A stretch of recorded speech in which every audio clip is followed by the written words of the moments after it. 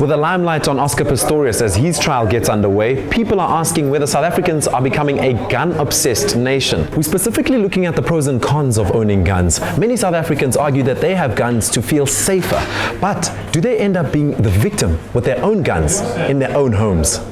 EWN caught up with the pro and anti-gun lobbyists to find out what they think about owning a gun in this country. We have a long history and love affair with guns in this country.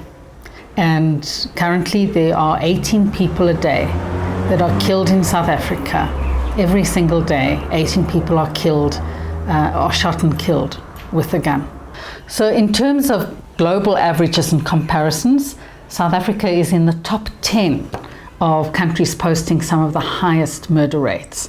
Other countries include Jamaica, El Salvador, Colombia, Iraq. We do not have a lot of crazy people running around with firearms in their hands, wanting to shoot each and every person that they see. We generally see law-abiding and peaceful people. Guns are not an effective means of self-defense.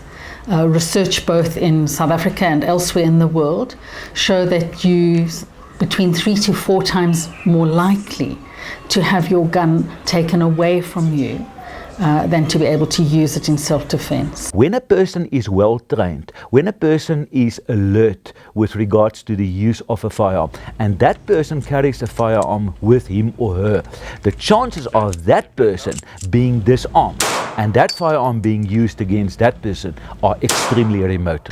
Well, I think it's fairly common sense that the more guns you have, the more gun-related crime and injury and death there will be.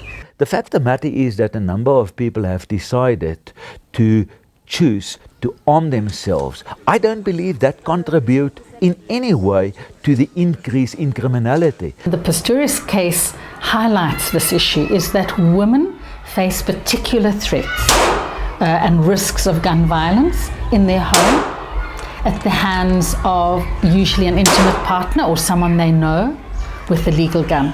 So that's where women are at risk. And as we know, in other aspects of intimate partner violence and family violence, women are most at risk in their home rather than, say, in public spaces.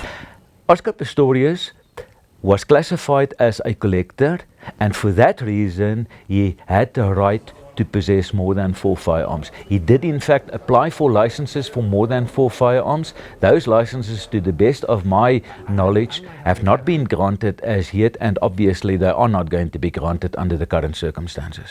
So we've heard the argument from both sides. Now it's up to the consumer to decide on whether they want a gun or not. But what is it about a gun? Is it about the power?